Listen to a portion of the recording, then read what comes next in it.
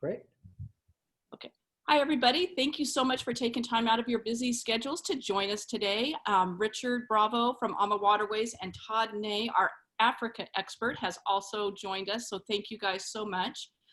I just watched this presentation. I think it was last week, Todd, you did it for travel agents, and it's amazing. So I'm looking forward to seeing it again, and I think you're all going to love it. So I'm going to turn it over to Richard. Great, great, great. Thank you so much for that introduction, Becky. And thank you everyone for listening in once again. Becky and I were talking earlier, and I think we came up with, this is actually our maybe 6th in a series of presentations that we've done. And we actually have a new one lined up for you at the end of it. We'll give you more details if you stick around, but hopefully you can join us for that as well. I've had the opportunity of presenting with Todd a number of times. He's going to walk us through Africa, the Chobe River down there, a wonderful 4-night cruise on a beautiful ship, the Zambezi Queen.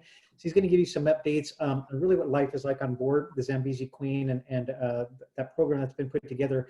But beyond that, all the different pre and post optional packages that you can put together. So while the cruise is only 4 nights, you don't want to fly all the way to Africa just for 4 nights. You're going to want to add some extra time. You can build this all the way out to, correct me if I'm wrong, Todd, but I think we're at 18 days, like 17 nights, something like that, by adding some of these different pre and post packages. So he's going to give us a very thorough overview.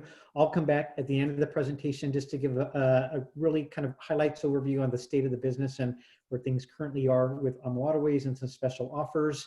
But otherwise, Todd, it's over to you, sir. Okay. All right. Hi, everybody. My name is Todd, and I'm the product manager for this part of Africa also. And I just want to show you an overview of the locations I'm talking about. Of course, we've got South Africa, Botswana, Zimbabwe. The Chobe, or the Zambezi Queen, our ship actually sails in Namibia, but I'll explain that to you shortly. You can see a close-up map, and you can see Tanzania up farther north, another destination we include on our program. All right, here's a close-up map of the Zambezi Queen, and you can see it's on the Chobe River. And this cruise is not like a cruise that you would do in Europe on the riverways or the Mekong or even on the Nile. This is a wildlife cruise where we're out seeking animals along the waterways and tributaries and stuff of the Chobe River. And here's a photo of the Zambezi Queen. It's an eco ship. It's the waters goes through 5 different. Yes. We're not seeing your screen shared. Are you kidding me? No. Can you see my screen? I can see right now. I see warm and friendly crew. Yep.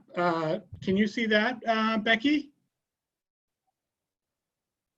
Wow, all I'm seeing is you. And you're wonderful, but.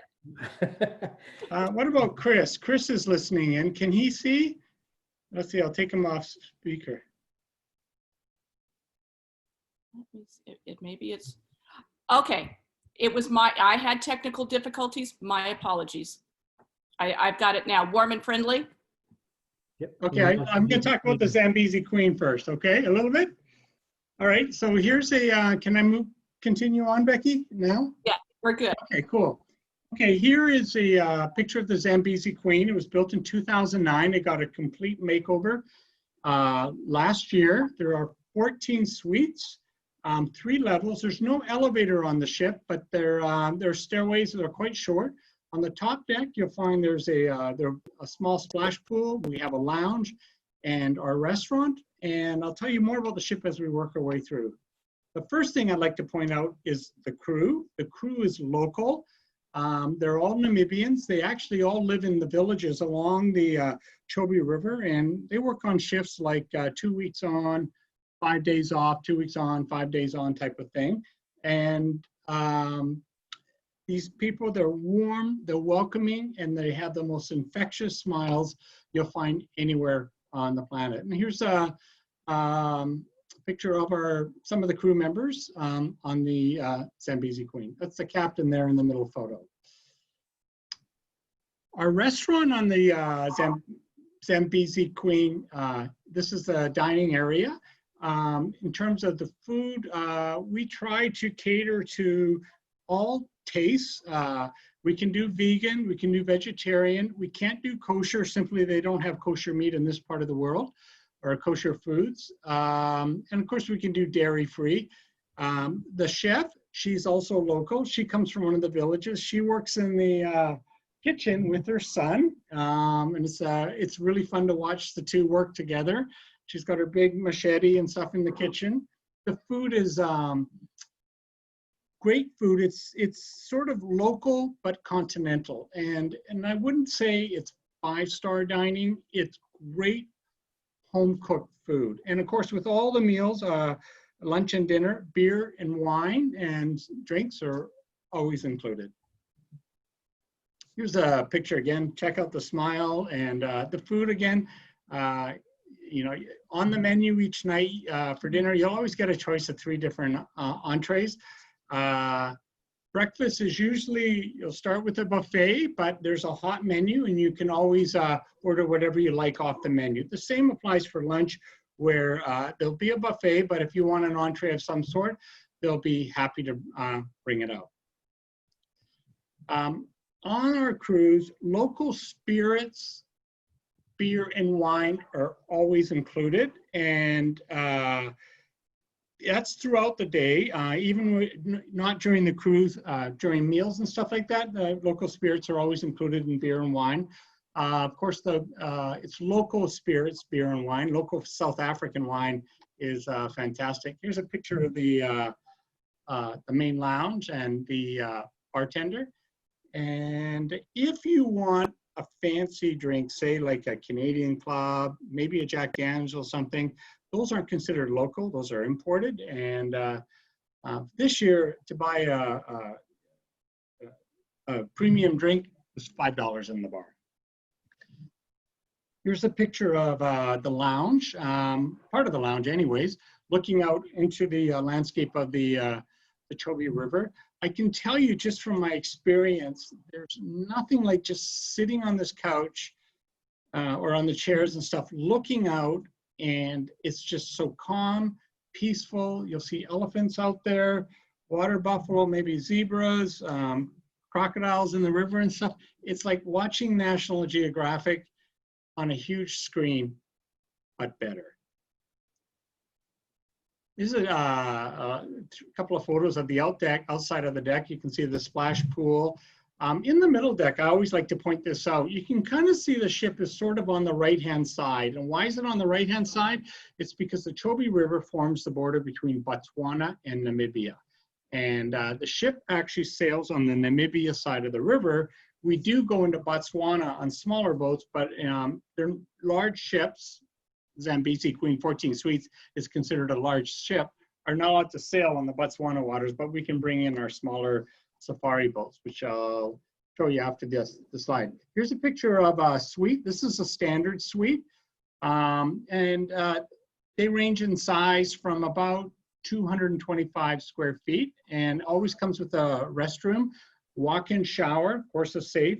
All the rooms are air conditioned, complimentary Wi-Fi, and they all come with a patio. You can see that to the right-hand side. There are no TVs in our rooms. This area is just too isolated to have that type of stuff. But, you know, the environment, the landscape is your television. And to be honest with you, this area is so isolated. We only got Wi-Fi less than 2 years ago, and it's via satellite. Here's a picture of like a master suite. These are 325 square feet, and they come with 2 balconies. So you have one at the front of the ship, and you also have one on the side. Otherwise, there is a little more space, but again, the bathroom is a walk-in shower, hot and cold water.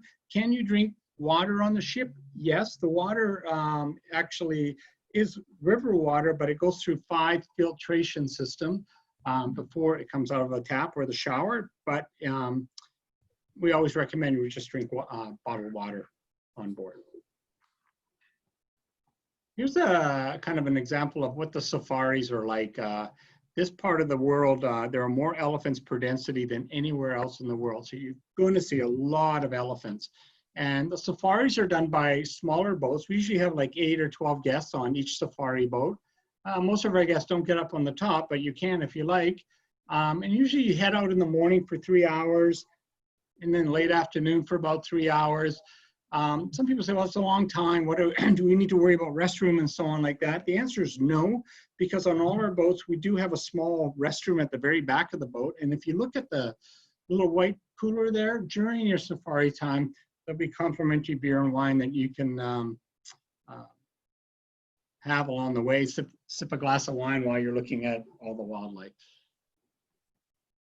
Here's another picture. And actually, this photo here was actually taken by a guest last year. So this is how close you actually do get to the wildlife. And what happened to that heron, I'm not sure, but the crocodile wasn't really happy to have us there. But the whole idea, it really is up close and personal. Just a couple of photos of what you do during the downtime. On the ship, we'll take you out on a little, if you want to go on a photography safari, we can do that in the afternoon. If you want to go fishing, you can do that. There's also little villages along the way that we can visit. I put the picture of the zebra in there, zebras, is because they just found out within the last 10 years that this part of the world has the largest zebra migration anywhere in the world. In fact, they didn't even know zebras migrated, but they did find out, and they do a circular migration throughout Botswana and Namibia. We do visit a village along the way, and the villages, they'll take you a walk through the village. You can see the little green sort of well tank in the back. That's water. We donate to the villages to help them. In fact, we just got running water in the village about a year ago. The people asked, do we need to bring anything like school supplies and stuff like that to the villages? Nah, the answer is not really. We donate to the villages, and if anything, they have these wares that they like to sell the guests. They didn't make the wares. I'm not sure where the wares come from, but they sell them for cash, and that's a good way of earning money, I guess. But we also donate to the villages. They recently just got solar power at the same time. Here's an example of what makes, how simple things are. In the village, one of our clients up there, you can see them up on the right-hand side, Vaughn and Suzanne. He noticed that the kids were playing in a soccer ball to the left-hand side, on the bottom left-hand side. It was just cloth, rounded and rounded and rounded. They didn't really have real soccer balls because you would get a hole in the soccer ball and it would leak, but they didn't have a pump or patches to reinflate them. And so the only way they could keep playing soccer, their favorite sport, was to improvise. So Vaughn came back to North America, and he called me, and we looked around, and we found a place actually here in California outside San Francisco that makes balls that don't deflate. Get a hole in it, they're not filled with air, they don't deflate. And because soccer is such an important game or sport down there in this part of the world, we managed to purchase 20 balls and packed them up. Actually, we had some guests put them in their suitcases, and we took them down and they delivered them to the village. So you can just see a simple thing like a soccer ball, how happy you can make the kids down there. Okay, so that's our 4 nights up on the Zambezi Queen. And everybody, well, 98% of other guests are going to start in Cape Town, down at the southwest tip of South Africa. Always listed in the top 10 cities in the world to visit. The hotel we're going to stay at is the Cape Grace Hotel, and you can see that up there on the top right-hand side. That's the Cape Grace. If you go online to look at ratings of hotels in the world and so on, you'll always find the Cape Grace is in the top 100 hotels in the world. The rooms we use are the Superior rooms, and they all have a view of the harbor. Here's a picture of the Cape Grace. It's located in the waterfront area, and this is a good photo of it. It's kind of like the Embarcadero area down in up in San Francisco. Lots of things to do. There's restaurants, there's bars, fantastic museums, great shopping, very, very lively area. right on the waterfront, Cape Town. It's another picture. So basically, when you're starting in Cape Town, you'll fly into Cape Town. Usually the flight's overnight, depending on the airline. Sometimes it's like 2 overnight flights to Cape Town. And when you arrive in Cape Town, we'll meet you at the airport, transfer you to the hotel. Transfers are included for everybody. It's not like you have to buy the air through AMA. You can purchase your own air, purchase your air through Becky. You'll always get a transfer. You're met and chauffeured to the hotel. And when you check into the Cape Grace Hotel, this is how personal it is. It isn't like you go to a front desk. It's like a small, like a, just a desk, and they give you personal service, just you and the front desk clerk, and you check in. It's not in a busy area. It's very private. And that evening, we'll have a welcome reception with cocktails and aperitifs. And then the next day, we're going to head out to the Cape of Good Hope. And why do they call it the Cape of Good Hope? It's because, well, back in the day, I guess traders and explorers from Asia used to go back and forth from Asia to Europe, and they knew they made the halfway point once they got to Cape Point, or the Cape of Good Hope. If you look at the photo on the bottom left-hand side, you'll see what's interesting is on the left-hand side is the Atlantic, and on the right-hand side is the Indian Ocean. And just in that small space of time, the water on the Indian side of the ocean on the Cape is actually 15 degrees warmer than on the Atlantic side. Pretty remarkable. Also on this day-long tour out to the Cape, we're going to visit Boulders Beach. Boulders Beach is, well, you can see there's penguins here on Boulders Beach. The story behind the penguins is kind of remarkable. Back in the early 1980s, a bunch of penguins from Antarctica washed up on shore. I'm not sure how many there were. There was something like 17 or 20 of them that washed up on shore, and they had drifted all the way north from Antarctica, and they made the Boulders Beach their home. And that was way back in the early 1980s. So if you showed up on Boulders Beach today, you'd find about 2,500 penguins. So they've multiplied quickly. In fact, they've adapted to their landscape environment so well, they've actually evolved enough that they're actually called African penguins now and not Antarctic penguins. The penguins themselves, they've started to move up the coast and moving up the coast to Mozambique now, and you can find them off the coast of Namibia. Another place we'll stop out on the Cape is a place called Cock Bay, and we'll have a beautiful seafood lunch out there. You can see the restaurant on the bottom right-hand side. It is right on the ocean, and you know, the seafood, we're on the South Atlantic Ocean. There's no better place to sample seafood. Of course, if you don't eat seafood, we always have alternatives for you. So that's the day out on the Cape of Good Hope. The next day, you have a choice. You can either go to the Cape Winelands or, well, I'll tell you in a second, well, Robben Island. So the Cape Winelands, we'll head out there. The Winelands in Cape Town are about an hour outside of Cape Town. It's very similar to like how the Napa Valley outside of San Francisco. South African wine is always considered one of the best wines in the world. And I was, as a kid, my dad always drank South African wines. I didn't really connect it, but now I understand why he drank a lot of South African wine when I was a kid. We'll visit 2 wineries, and one of the wineries will be actually an organic winery. And we'll also have a tasting menu where you'll sample wines and with food. Our guide that takes you out to the winelands, she's very well versed in wine. In fact, she's got a doctorate in some sort of wineology of some sort. Very funny.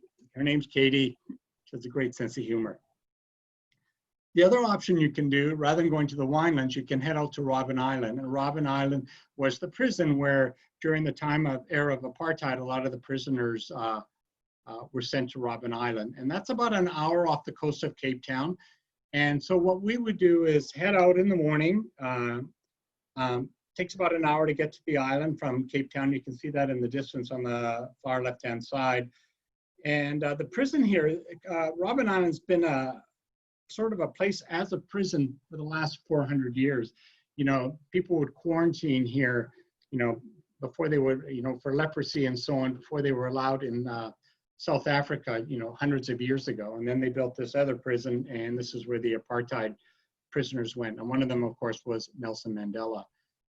When we do the tour of the prison on Robben Island, we actually, well, as of today, our guide is named Christo. Christo was actually one of the wardens of the prison, and he'll take us through the prison. And Christo and Nelson Mandela became good friends, even though Nelson was in jail and Christo was the warden. And of course, Nelson Mandela eventually went on to become the president of South Africa. After we've gone to Prison Island, we're out there, or Robben Island, we're out there for a total of about 3 to 4 hours. And we'll head back into town, and we'll visit a restaurant for lunch. It's called the Caribou Restaurant. And Caribou Restaurant is a infusion of South African cuisine or African cuisine flavored with Indian cuisine, because a lot of Indians from the Indian continent are there, as well as Asia. So it's fantastic food at the Caribou Restaurant. After that, we'll visit Bokop. And what's Bokop? Bokop is a neighborhood in Cape Town. It was settled by the first part it was the first neighborhood in Cape Town settled by the Malays or Malaysians. They came here. They were actually brought as slaves back in the 1500s to help build Cape Town. Eventually, of course, that all ended. Cape Town became a great city, and there's a large Muslim population now in Cape Town. Really fun place to visit. Everybody, whether you go to Robben Island or you go to the Winelands, you will go to the top of Table Mountain. And the way to get up there is only by tram. And this tram here, if you look at it now, when we board it, as you head up the mountain, you twirl around and around and around, so you get great views. If you look out in the distance there, that island, that actually is Robben Island. So that's your 3 dates, 3 nights in Cape Town. You'll fly up to the ship. You'll spend 4 nights on the Zambezi Queen, and then we're going to head off to Victoria Falls, one of the 7 natural wonders of the world. And when we're at Victoria Falls, we're going to stay at the Victoria Falls Hotel. This is a 5-star hotel. It was built in the 1920s. It was built by the railway back then. There are several categories that you can stay in rooms at the Victoria Falls Hotel. We stay in the stable wing. It goes classic, deluxe, and then stable wing. The stable wing, I guess, at one time was where the horses stayed, but we don't stay there now. And here's a picture of the rooms on the left-hand side in the stable wing room. You'll notice that the beds have netting, and it's why, and why is because malaria is in this part of the world. So we highly recommend that you do take malaria medicine when you come on this trip. Malaria medication these days, it's a lot better than it was, say, 15 or 20 years ago when people used to get hallucinations because of the quinine in it. They've got new medicine out there now, and the side effects are not nearly what they used to be years ago. The Victoria Falls Hotel also has a wonderful view over the falls. You can see that on the right-hand side with the bridge that across the Zambezi River, and then the pool.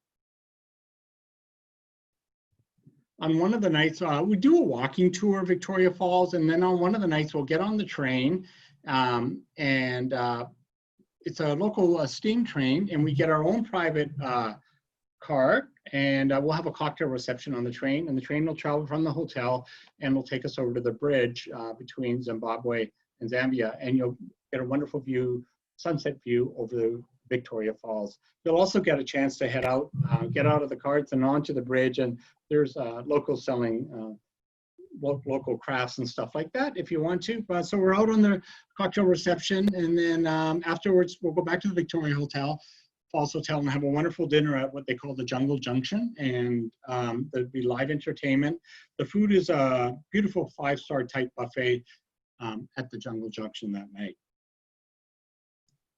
On another evening, we're going to head out on to the Zambezi River, and we're going to get on the Zambezi Royal. This is our own private boat, catamaran, and we'll have a cocktail reception on there, but we'll also bring on a guest speaker, and the guest speaker will tell you storytell about life in Victoria Falls back at the turn of the century, and also talk about David Livingston, who explored this area. So that would be our 2 nights in Victoria Falls. After Victoria Falls, everybody, you have a choice of doing different options. But before we leave Victoria Falls, a lot of people ask, can they take a helicopter flight over Victoria Falls? The answer is yes. Very inexpensive. It takes 10 to 13 minutes is the flight over Victoria Falls. I guess this year was about $160. So in the US, a flight like that would be $300. So in terms of price, it's a great optional excursion, once in a lifetime event. Okay, like I said, after Victoria Falls, you have some options. One of the options is to take a 5-star historic train journey from Victoria Falls down to Johannesburg. This is a unique train journey, elegant dining, unusual, historic atmosphere, and deluxe suites. So let me just show you. Here is the train. It is the Rovus rail, and it's the train is travel. It's 5-star travel the way it was in the 1930s and the 1940s. And in fact, on the train here, you cannot really get Wi-Fi or cell phone service on the train. And the reason for that simply is because they didn't have it in the 30s and 40s, so they don't have it now. The rooms that we have on the train, they're deluxe suites. They're large. You get your own bed. It's not like a Pullman where they pull a bed out of the wall. And it's their private bathroom and shower in your own room. And there's different types of layouts that you can do, but bed siding is a queen. If there's 2 singles traveling together, there are rooms with 2 single beds also. In terms of dining on the train, you're on the train for 3 nights. On some trips it's 4 nights. Most days it's 3 nights. It's fine dining. It's all inclusive, so beer, wine, cocktails are always included at any time during the day. Because this is recreating train travel the way it was in the 1930s and 40s, you do have to dress up for dinner. So men have to wear a tie and a jacket, women a cocktail dress or a pantsuit, but that's the way they did it in the 1930s and the 1940s. So during the 3-night journey from Victoria Falls to Johannesburg, the train will make stops along the way. They'll visit Kruger National Park, where you'll do an animal safari, and they'll visit small villages along the way. And it's really a nice way to see Africa. And it's also a great way to see Africa. If anyone has mobility issues and stuff, this is the option you'd want to take. Since there's not a lot of walking just on the train and stuff. And usually that's what I find. People with mobility issues and stuff, this is the option they'll take with the train.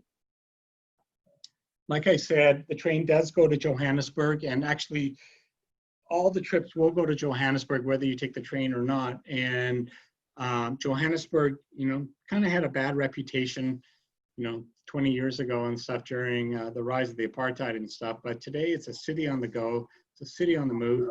Those purple flowers you see there on the trees there, if any of you travel through Los Angeles certain times of the year, those are the jacaranda trees. They also grow in Johannesburg, so you can see the climate in Johannesburg is very similar to Southern California, except that Johannesburg is at 5,500 feet above sea level. The hotel we use in Johannesburg is the Fairlawns Boutique Hotel. It's a beautiful hotel in a park-like setting, great location in Johannesburg. The rooms are all suites. They're called chateau suites. Every room has a different style. So a lot of the times when the guests arrive at the hotel, they're all running and checking out each other's rooms because there could be an Asian theme, a European theme, South America theme, lots of different themes. It's fun to explore. And also, if you look down at that pool on the left-hand side, a bunch of trees in the background there. Well, behind there is a spa, and it's a beautiful spa. And for the last several years, it's always been rated the #1 spa in Southern Africa. So if you feel like getting a massage, women, if you want to get a facial or anything like that, the spa is available to you. Of course, the spa is extra charge, but it's very reasonable. Isn't that just a picture of the hotel with the Fairlawns Hotel? It's got the historic look. It was actually built in the 1980s. But we do have dinner included at one of the nights, and we'll actually bring in a historian just before you have your included dinner, and she'll come in and talk about the history of Johannesburg, so you get to know more about Joburg. On the full day that we are in Johannesburg, we will visit Soweto. Soweto is the township. This is where the uprising for apartheid began back in the 1990s. If you look at it, Soweto means Southwest Township, and this is where the Black population was told during apartheid that they had to live. And they had other neighborhoods where they would be called colored, and they had to live in that area, and then the whites lived in another area. And then the jobs, Blacks were told they had to have these certain jobs, usually the worst jobs. The colored had the second worst jobs, and apparently the whites had all the best jobs. And that was the way life was during apartheid.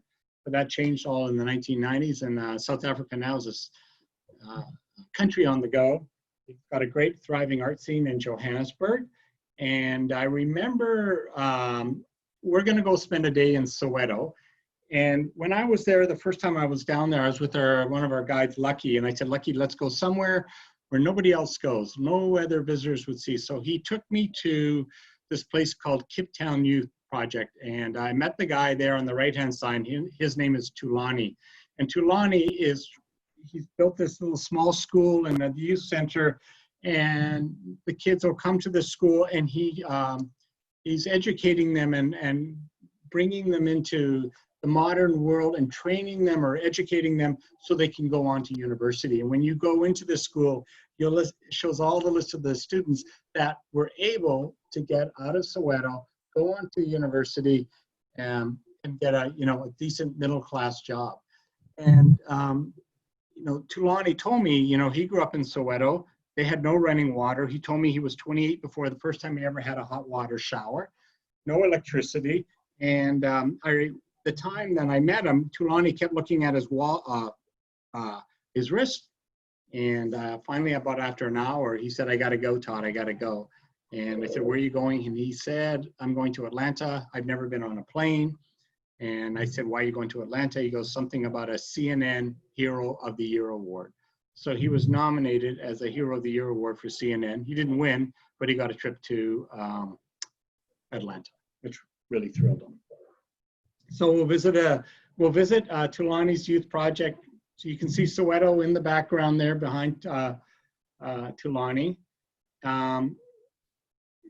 We had a guest last year, Bob Obey. He asked, is there anything that this youth project needed? And Tulani told him when he was there, we need laptops. So when Bob got back to the United States, he ordered 15 laptops and sent them down to the school. And this is when they arrived. And you can look at the kids' face and the smiles on everybody when they got their laptops for the school. It was a pretty great time, pretty emotional.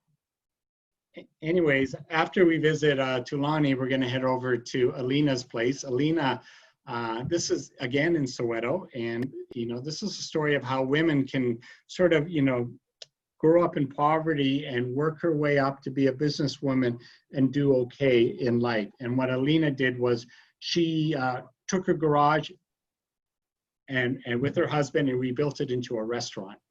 And that's Alina's restaurant over on the left-hand side. That's Alina on the right-hand side telling her story of how she made her, climb the ladder in Soweto to become a successful female businesswoman.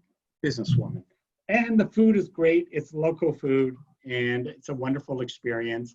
And the fellow there playing the guitar is Alina's husband. So that's 2 nights in Johannesburg. Oh, I want to recommend a documentary for those that are.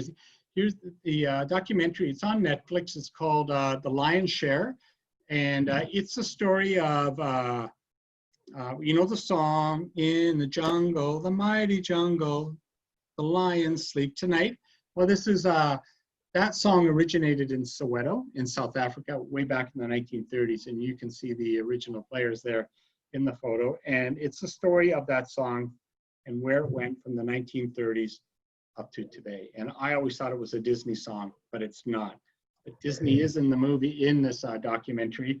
It tells you what happened and so on. I won't tell you anything more, but this is a wonderful, intriguing documentary to watch. Just want to show you a couple pictures of our local guides. There's Bev, she's in Johannesburg. There's Lucky, I talked about him earlier. Lucky's in Johannesburg also. That's Mel, she's up in Victoria Falls. And of course, on our trip, you also have an AMA tour director from day 1 in Cape Town all the way up through to day 12 in Johannesburg.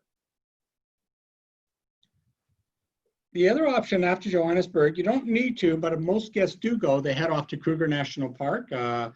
You know, one of the great game parks found anywhere in the world. And this is the chance where you can see the big 5, the lions, rhinos, buffalo, elephants, and of course the leopard. When you go to Kruger National Park, you'll do safaris at the lodge in the morning and afternoon, and then you'll have free time at the lodge. There are 2 lodges that you can choose from. Both lodges are all inclusive. So once you're at the lodge, you don't spend any more money unless you want to get a massage or something like that, but complimentary Wi-Fi, complimentary drinks, and then of course you have your morning and afternoon safaris. The first lodge we have, and this is the most popular one, is Tinswalo Safari Lodge. And all the suites, they're about 750 square feet, all come with a private plunge pool. And that sort of resonates. We all have this image of these beautiful 5-star lodges in this part of the world, and each suite does come with a private pool. You can see where you dine at the lodge. It overlooks a dry riverbed, and when the rains come, the riverbed fills up and you just get a lot of animals down by the river. It's a small lodge, only 6 suites, and then a presidential suite and a sort of a middle of the road suite. So technically very small. You wouldn't find more than 20 guests at this lodge.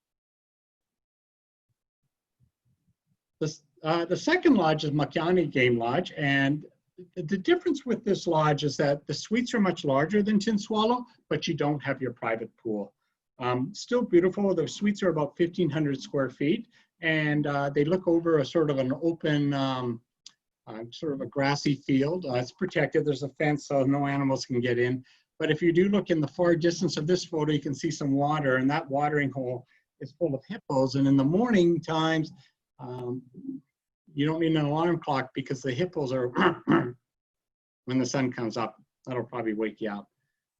That being said, there is a pool at the lodge and a lobby. You can see the pool here shared, and it's not heated. You really don't need to heat the pools in this part of the world for most of the year. And you can see the grassy plain overlooking towards the watering hole. The climate, when's the best time to visit Kruger Park? It really doesn't matter. The animals are there year round. The only difference is that if you go in June and July and August, the nights are colder. It's winter down there, and often you'll find the mornings in the 30s and 40s, low 50s, but the days always warm up into the 70s and 80s. And if I backtrack a bit, and people often say, when is the best time to visit Chobe National Park? It's usually March right through to the beginning of November. The peak time is probably May, June, July, and August, when it's the driest up on the Chobe. And when it's the driest up on the Chobe River, it means it's not raining, the grass dries, animals can't hide behind the grass, the watering holes in Chobe National Park have all dried up, so all the animals are down on the river. So there's one option anyways, 3 nights in Kruger National Park.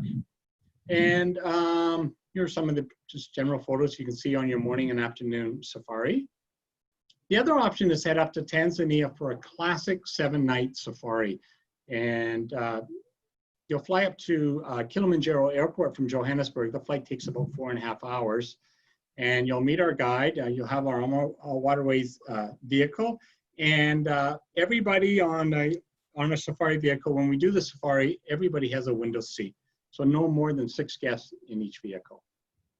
The safari we do in this part of the world is like doing the safaris the way the Hollywood movie stars and the rich and famous did their safaris back in, again, the 30s and the 40s, even the 20s, where they stayed in some really unusual lodges. And the first lodge we're going to stay in is the Tarangire Treetops Lodge. And this is where an opportunity where you'll get to sleep up in the trees for 2 nights. And at all these lodges, you'll do morning and afternoon safaris, and then, even day walks. They have activities going on in the lodges. and they're all small lodges. The largest lodge is no more than 20 rooms. Most of them are about 13, 14, 15 rooms. So here are the treetops. You get to spend 2 nights up in the trees. Here's a view from the treetops lodge. Again, these lodges are all inclusive. So once you're there, all your food, your safaris, your Wi-Fi, your drinks, everything's included. We'll visit Maasai village along the way, and they're really known, as if you look on the left-hand side, for jumping. So it's a good way to learn about local life.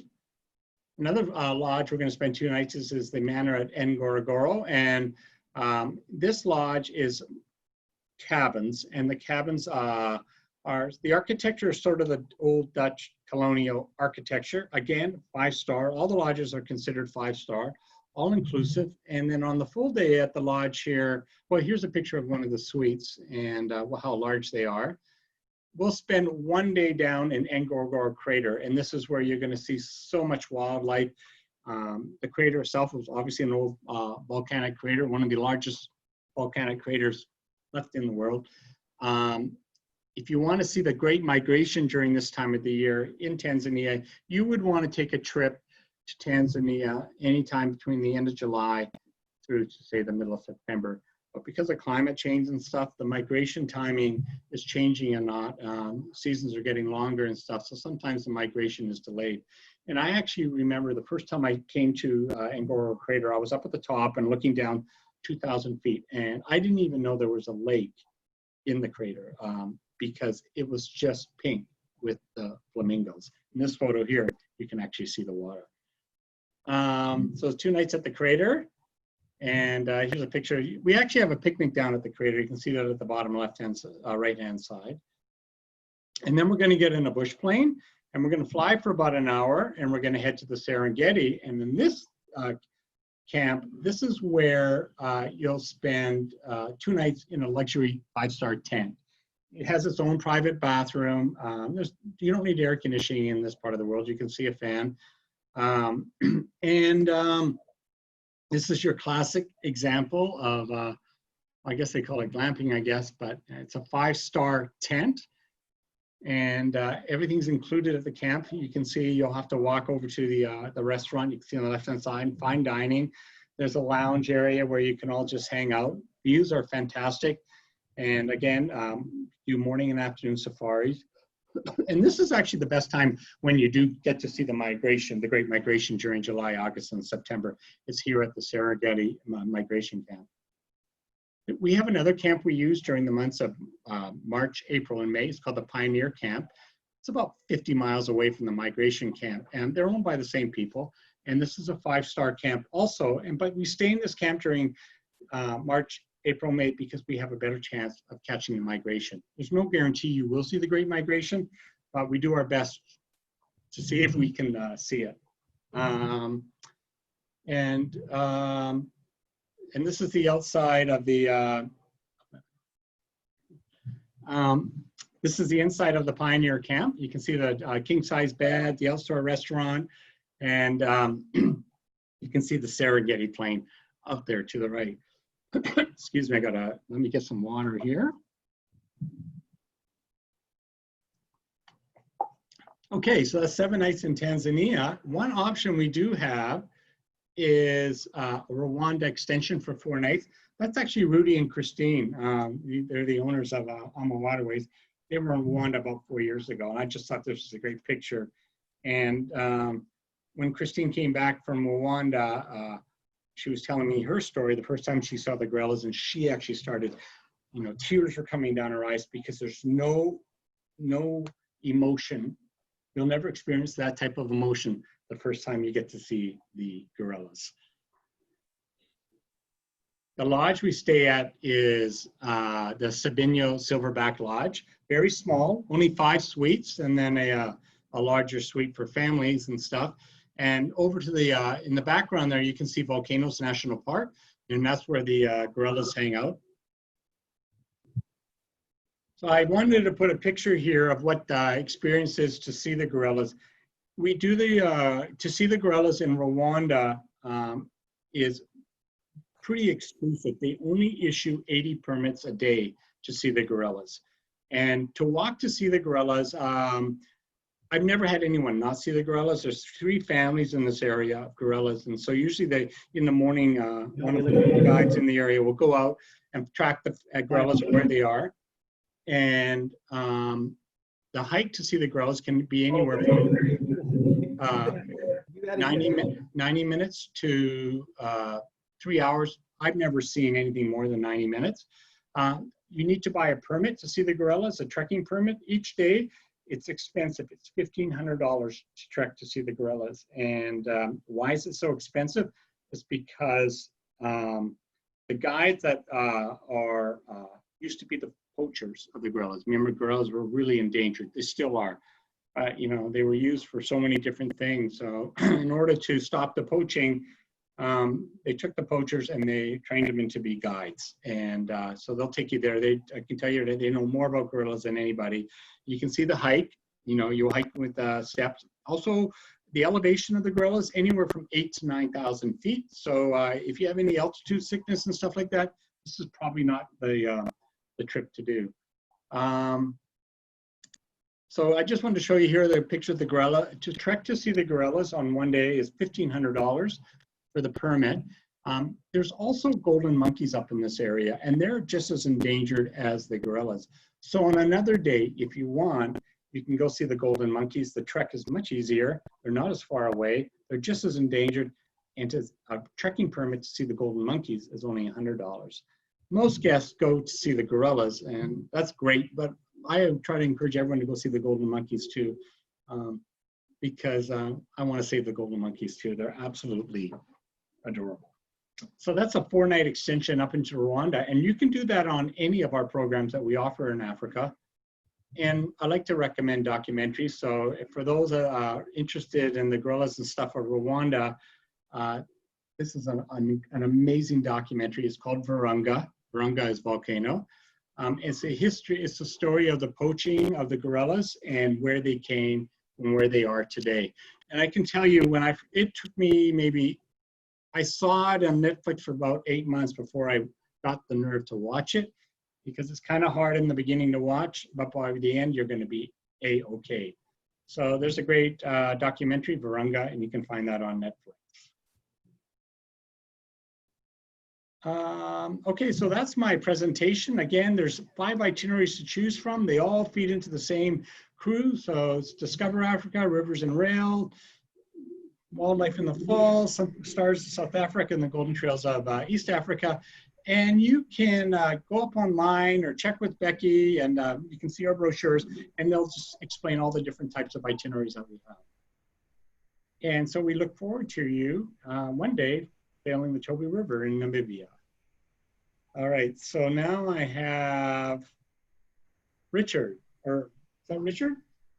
Todd, that update. I never get tired of hearing what you share on this beautiful program and all the different options. It is high on my list. And one thing that I always like to share that I personally relate to, you know, being in the travel industry for a number of years, one of the things that I think got me into travel with just an appreciation for geography and different cultures and history and things. So kind of growing up, you see different pictures of different things, whether it's the pyramids or, you know, one of these safaris and things, but there's that very moment when you get a chance to step out and experience it, and your eyes like actually experience it like firsthand for that first time. I mean, this is actually full of moments like that from start to finish. So, but great presentation, Todd. Thanks so much for that. Sure.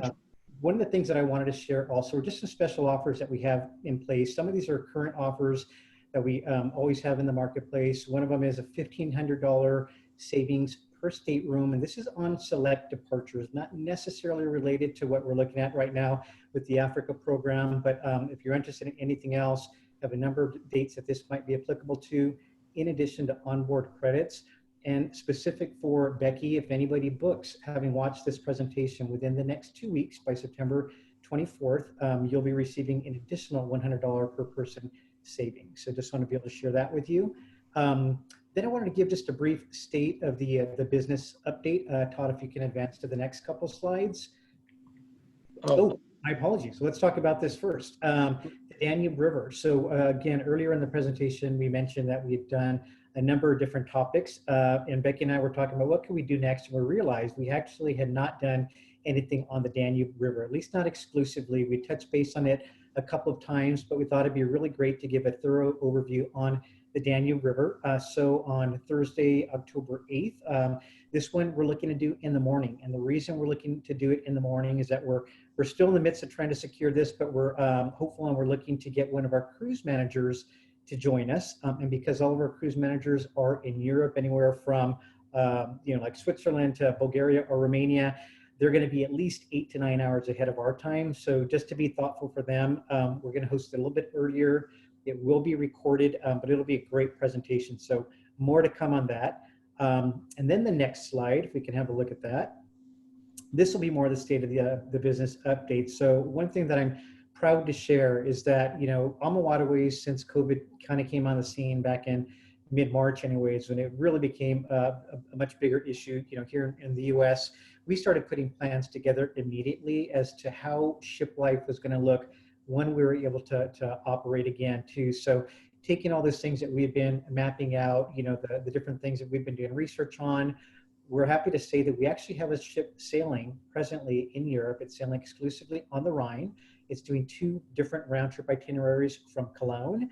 And this is exclusive to the German market. So if you're wondering why I'm sharing this, though, the main reason is to say that, one, all those things that we've been putting in place, we are actually now able to practice. So it's it's a live dress rehearsal, if you will. The response has been absolutely amazing. These are 2 separate 6-day, 5-night sailings, again, just for the German market, but it's gone so well that we've had a number of guests book a second time. I was just doing a presentation with one of our owners yesterday, and he said that there's actually been quite a few that have booked a 3rd trip already. So just to give you some hope, we're already out there. We're getting a lot of great learnings. The next slide, maybe if we could have a look at, Todd, it gives you a bit of an idea of what things are like on board. So if you've had a chance to go to any restaurants recently, you know that when you walk into the restaurant, or if you get up to use the restroom, or when you're leaving, you wear your mask, of course, but the time that you're sitting down, which really is the majority of the time, you get to take that mask off. So I want to share this picture. It's a picture of our lounge. We've got these nice partitions between each of the different sitting areas. So again, the people you're traveling with, you can sit comfortably, no mask needs to be on, but you can still have that wonderful same social conversation with the folks that are sitting around you, taking these amazing views.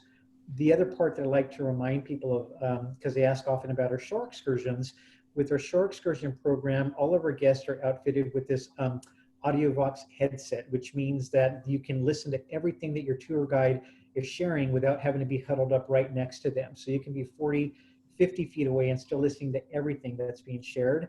So everything is safe. The last part that I'll mention is we're not in international waters like some of the ocean cruise lines. We're sailing within country limits every step of the way. So in the case of Europe, as an example, not only do we need to abide by those things put in place by the European Union, but let's say Austria, as an example, adds one more thing to the list. We need to then manage to that as well. So we really need to manage at the highest level of these rules that are placed upon us, for the safety of our guests as well as for our crew. But I wanted to share how positive this current experience has been going.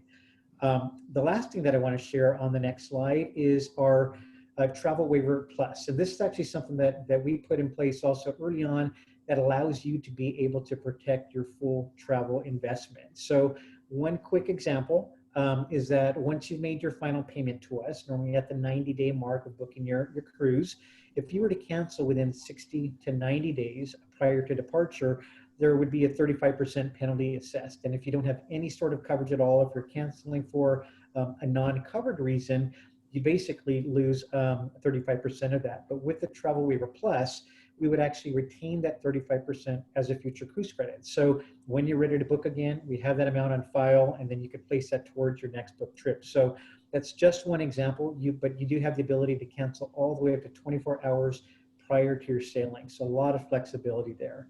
I think that may have basically been it, just to kind of tie things up.